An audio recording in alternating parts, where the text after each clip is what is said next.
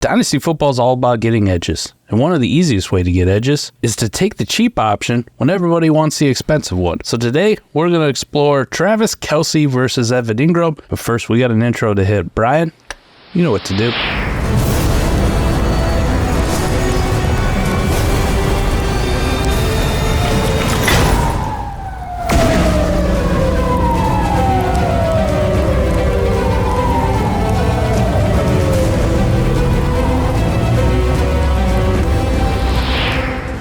All right, Adam.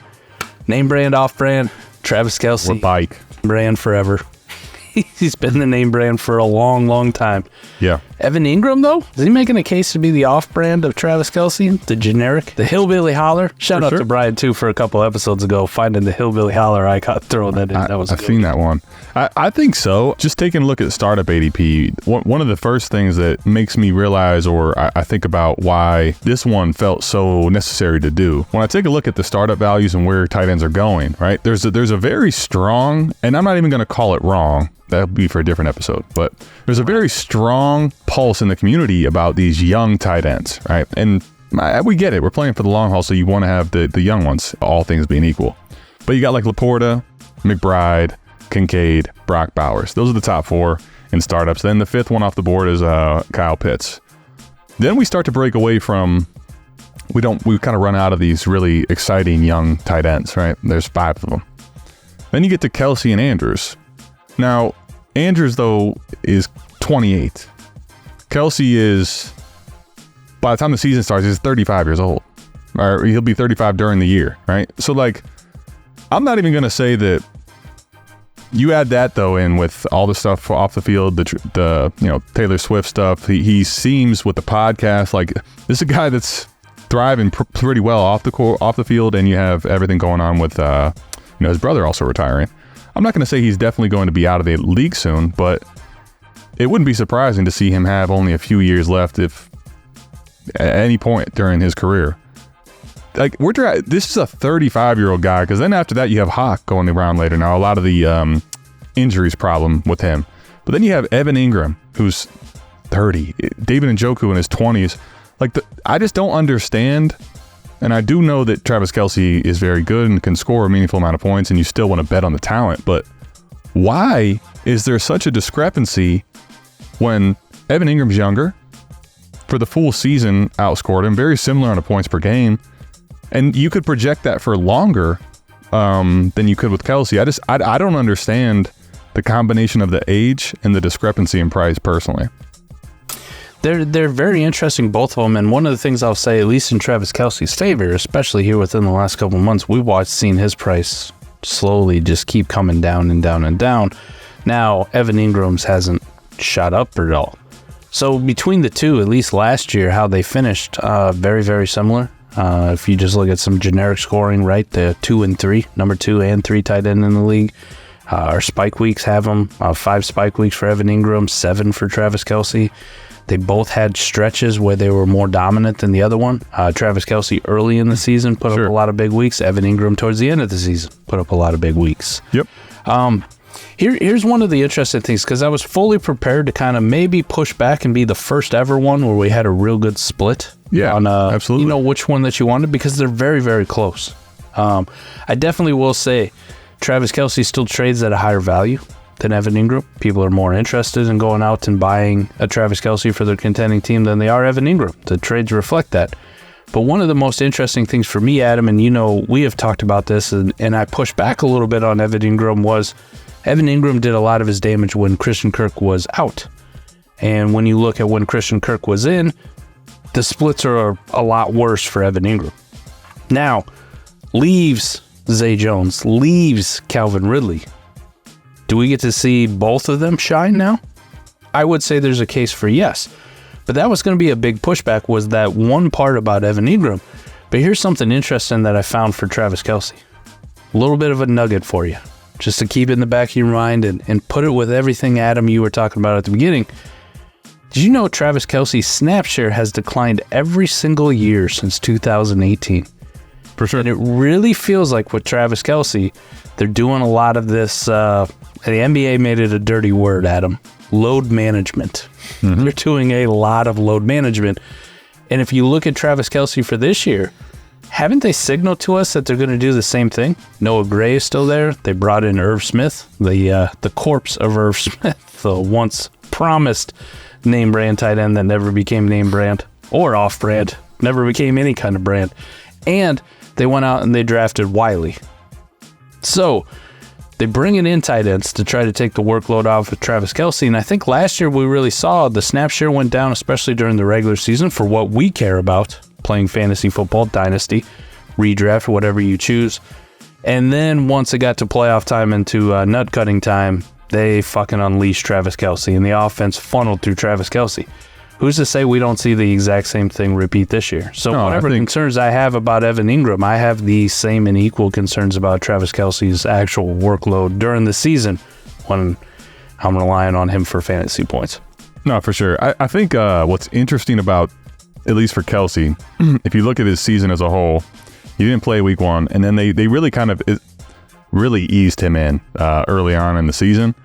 But one of the things about him, on that note, while I certainly agree, Andy Reid is almost like cognizant, and one thing that he does is he seemingly wants to get Travis Kelce meaningful touches, however the hell he has to do it.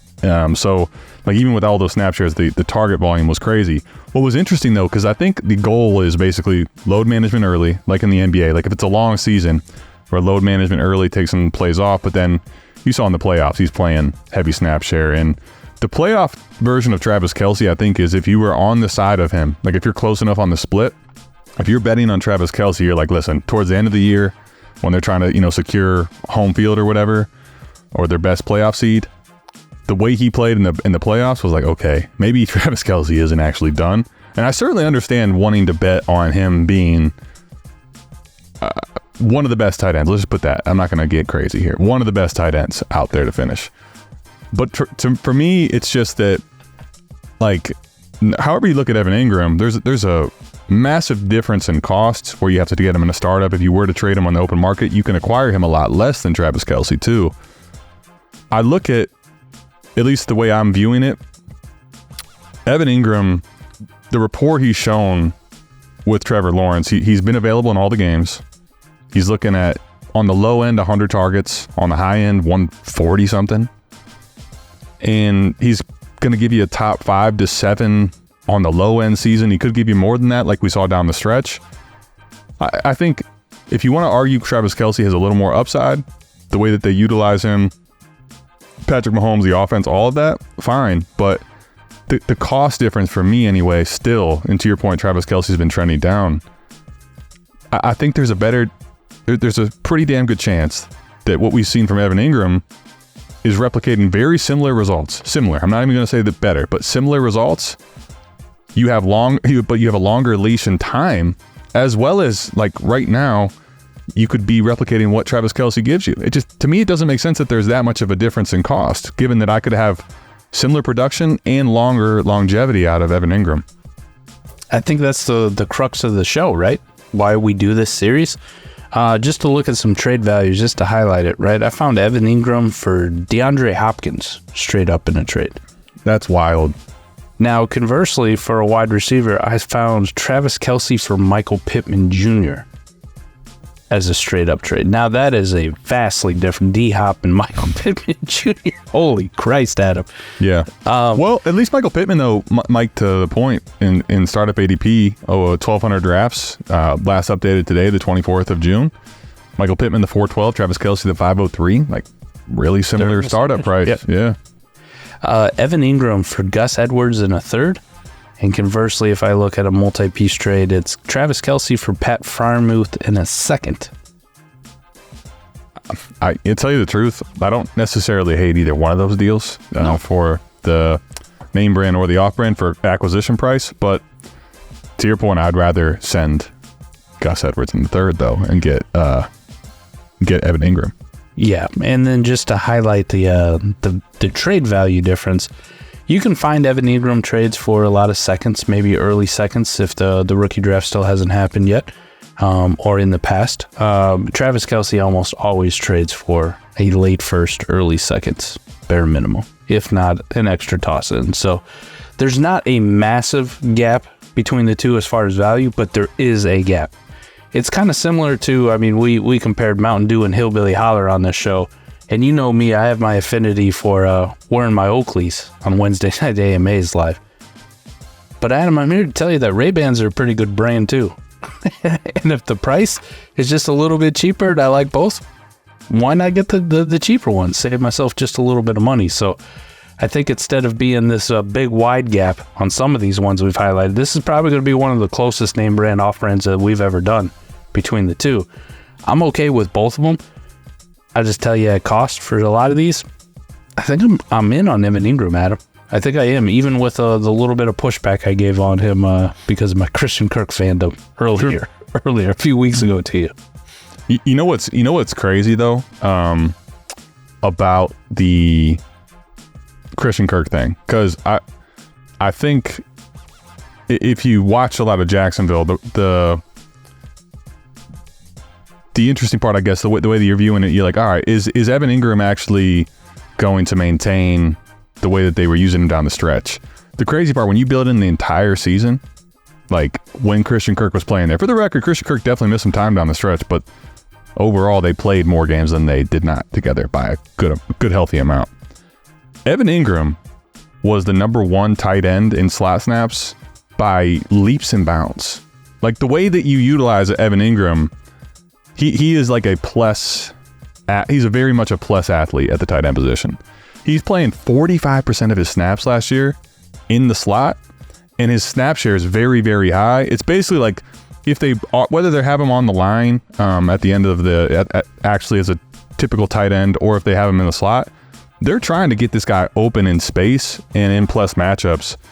When you look at just a lot of the metrics for him in player profiler, Mike, I feel like there was a lot of meat left on the bone.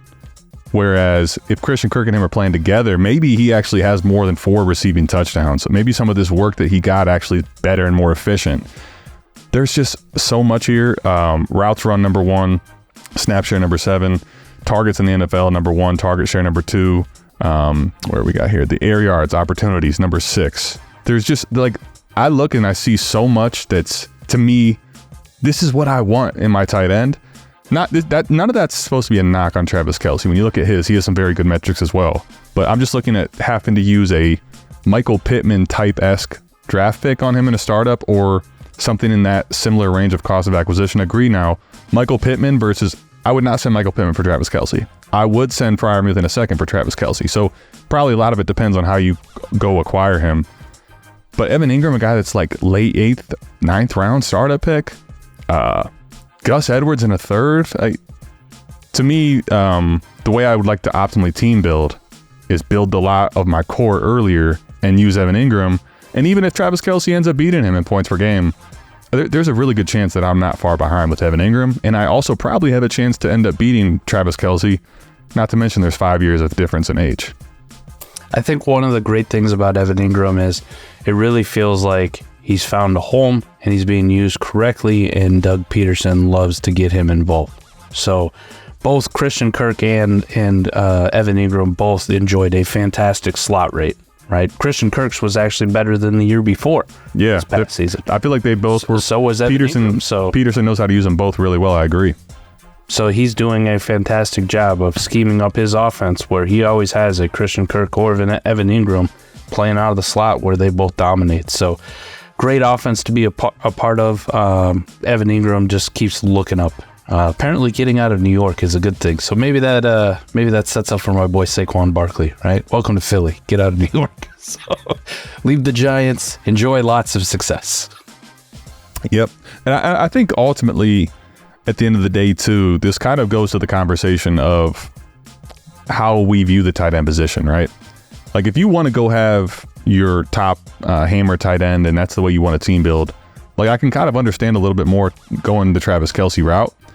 To me, if I'm going to try to either neglect the position as far as possible or still have a very plus tight end while waiting, like Evan Engram very much feels like the warp tight end for me, where I think he could be a top 5 tight end that I don't have to draft anywhere near that.